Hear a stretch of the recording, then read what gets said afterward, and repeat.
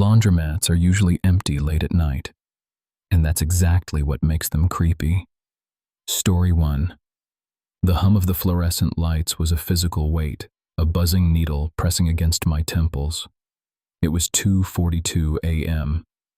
Outside, the city was a graveyard of shadows, but inside the sudsy haven, the air tasted like scorched ozone and cheap floral detergent. I was the only one there, or so I thought. My clothes tumbled in dryer 14, a hypnotic, rhythmic thud that punctuated the silence. I sat on a molded plastic chair, scrolling through a phone that had long since run out of things to show me. I didn't look up when the bell above the door gave a thin metallic chime. A man had entered. He was draped in a gray raincoat that looked 2 sizes too big, damp despite the clear night. He didn't carry a laundry basket. He didn't carry anything. He walked past the rows of machines with a stiff, unnatural gait, his heels clicking against the linoleum with rhythmic precision. Clack, clack, pause, clack. He stopped at the machine directly behind mine. I stiffened, my gaze locked on the reflection in the glass of my dryer. He didn't load clothes. He reached into his coat, pulled out a handful of jagged, rusted iron nails, and dropped them into the soap dispenser of the empty machine. Then he stood perfectly still, his back to me, staring at his own reflection. His head tilted, not a natural movement, but a slow, vertebrae-cracking slide to the left until his ear nearly touched his shoulder. The air in the room grew frigid. My breath hitched, forming a faint mist in the light. "The cycle is almost over," he whispered. His voice sounded like dry leaves skittering across pavement. It wasn't directed at me, yet the hair on my arms stood rigid. I stood up, my heart hammering a frantic rhythm against my ribs. "I'm leaving," I muttered, my voice cracking. I fumbled for my basket. He didn't turn around. He began to hum, a low, discordant melody that vibrated in the soles of my shoes. He started to pace, his gait changing. Clack, clack, clack. Faster. He was walking in a tight, frantic circle around the machine, his fingers tracing patterns on the metal casing. The dryer he had sabotaged began to vibrate, a violent, metallic shriek erupting from its belly as the tumbling iron tore the drum apart.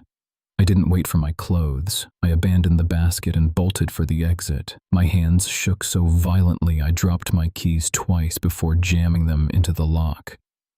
As I pushed the glass door open, I glanced back one last time. The man was gone. The laundromat was empty, save for the rhythmic thud, thud, thud of my dryer. But as I sprinted into the safety of the dark street, I realized with a sick, hollow dread that the buzzing of the lights had stopped. Every single machine in the row was now humming in unison, a low, guttural growl that sounded terrifyingly like a human throat clearing itself to speak. Story 2. The fluorescent lights of Sud City didn't hum. They shrieked. It was a high-frequency buzz that burrowed into my molars, exacerbated by the rhythmic, wet thwack, thwack, thwack of an unbalanced load in dryer number 7.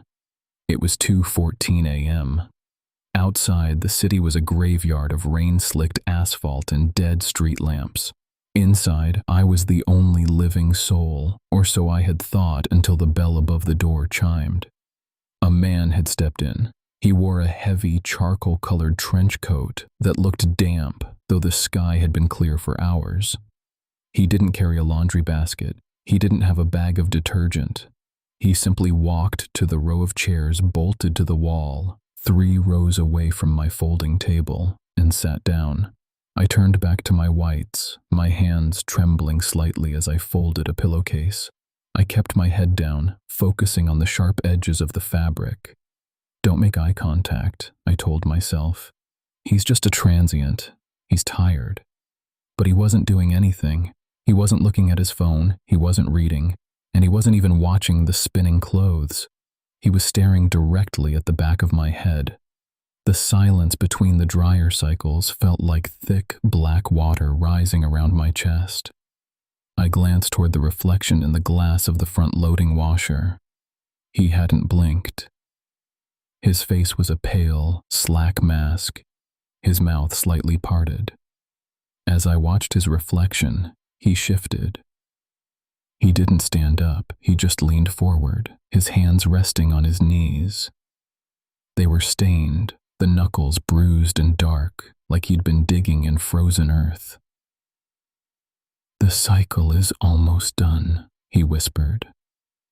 His voice didn't sound like it came from the room.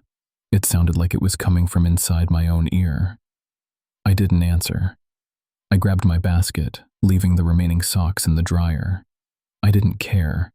I needed to move. I pivoted toward the exit, my heart hammering against my ribs like a trapped bird. "You left something," he said. I didn't stop. I reached the door, my fingers fumbling with the deadbolt. I pulled it open, the cool night air hitting my face like a reprieve. I took one step out into the rain, and then I froze. I heard the sound of a heavy dryer door creaking open behind me. Then, the wet, rhythmic thwack-thwack of the unbalanced load stopped abruptly, replaced by a sound that made my marrow turn to ice, the distinct, heavy crunch of boots walking across the linoleum, not toward the door, but toward the corner I had just vacated.